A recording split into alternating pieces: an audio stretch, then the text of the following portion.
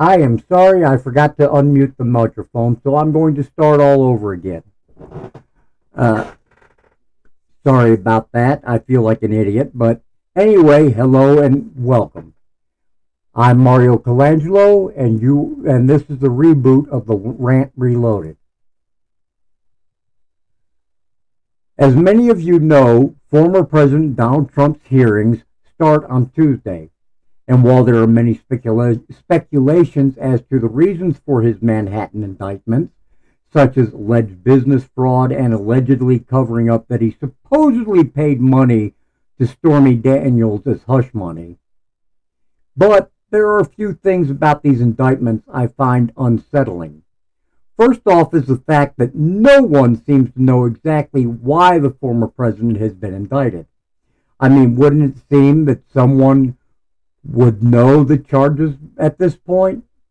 The other thing that bothers me is the Manhattan DA who is leading the charge to convict Trump of the alleged undisclosed crimes happens to be a Democrat who is admitted to utilizing federal funds to investigate Trump.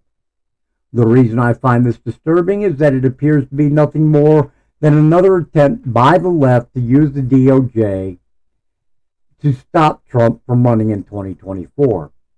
After all, what better way to make your bones and rise through the ranks of the Democratic Party than to eliminate their biggest threat? And we have already seen on many occasions where the Democrats have used the DOJ as a weapon against political enemies.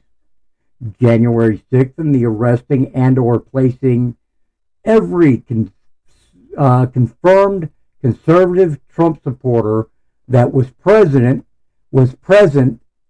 on a watch list comes to mind.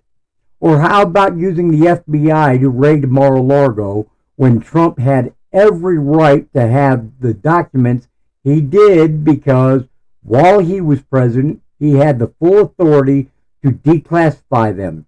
Yet when Biden had documents that span all the way back to his vice presidency and even dating back to when he was a senator, he never had the authority at that time to declassify documents nor to remove classified material from the SCIF. Yet no FBI raid took place until the public outcry became too loud to ignore. And what points to my accusations of yet another Democratic ploy to weaponize DOJ is again the fact that federal funding was used to finance the Manhattan investigation. Which makes me question, will the former president receive a fair and impartial trial? Or will Democrats, along with Soros, use their influence and money to sway the judge and jury in this case? And if the DA believes they can't get a conviction, what's the chance they will simply try to draw out the proceedings to prevent Trump from his 2024 presidential run? In my opinion, that is what they will, at the very least, most likely attempt to do. Now, on the bright side, even if the Democrats manage to prevent Trump from having a 2024 run, they have another obstacle to face.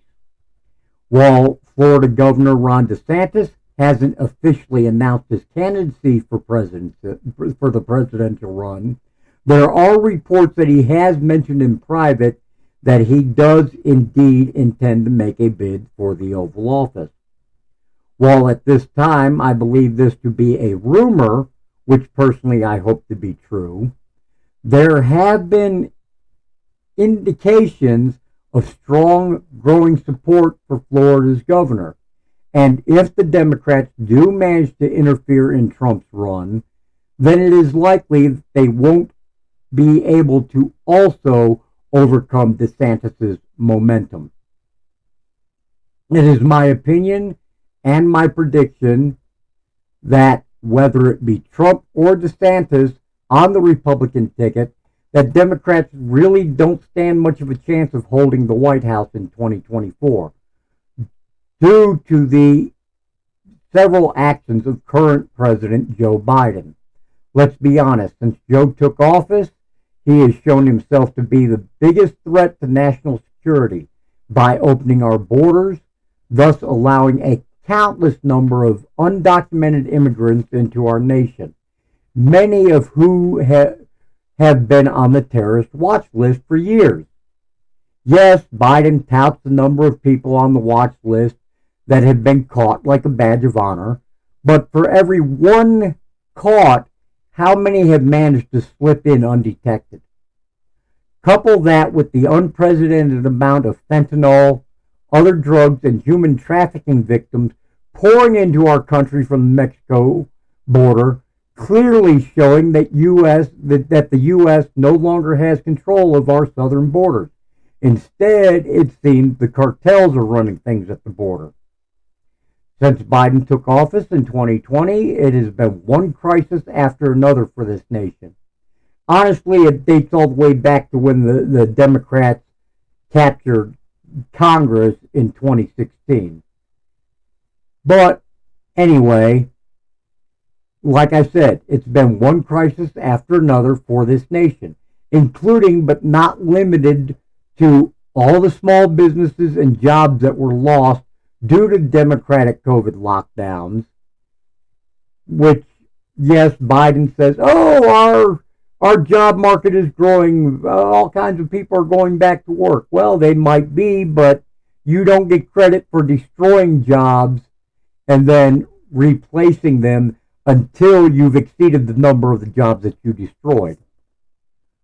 And put on that, the current energy crisis due to the policies of the Biden administration.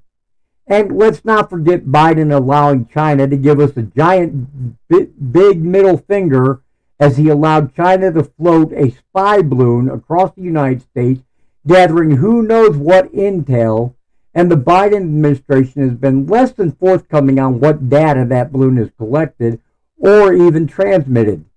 So much for Biden's claims of transparency on anything. And yes, I realize this is not the first spy device to go over U.S. airspace and U.S. soil, but it's the first one that's in a long time that's become public because simply the fact that the government could not, or the Biden administration, could not simply sweep it under the rug because people caught video of it, which honestly is a great thing. This is why having cell phone cameras is such a wonderful thing in today's time and age. Now, Americans would have to be fools to allow Democrats to maintain any power in 2024, especially considering putting an old fool like Joe Biden back into office. Now, before I end today's broadcast, and I know it's a short broadcast, I'm sorry, next week hopefully will go longer, 30 minutes to an hour. But before I end today's broadcast, I want to back up for a moment to where I was talking about the left's weaponization of the DOJ. Now, for years, domestic terrorist groups like Antifa have called conservative fascist, and the Democratic left has not only echoed that sentiment, but has shown support for it as well. However, in view of these claims by the radical left, may I remind you, my friend, that Hitler, who was a fascist and a socialist, also weaponized Germany's legal system against his political opponents. He outlawed any speech that he didn't like, especially if it was against him. He outlawed the citizenry from having weapons. These are the exact things that those on the left have been doing for years. So ask yourself, which party actually embraces fascism? Now, Dan Bongino, whom I have high regard for, said something in one of his shows a while back, which stuck with me, and I believe it to be a very accurate statement. He said the Republican Party might not be the answer to all of America's problems, but the Democrats are the ones currently causing them. Or at least something to that effect. At least that's what I got out of it anyway. And since at least 2016, the Democrats the Democratic left has indeed caused nothing but problems for our nation. After all, didn't Nancy Pelosi once say, never let a crisis go to waste? And it seems the Democratic left has become very adept at manufacturing crisis after crisis to push their agenda.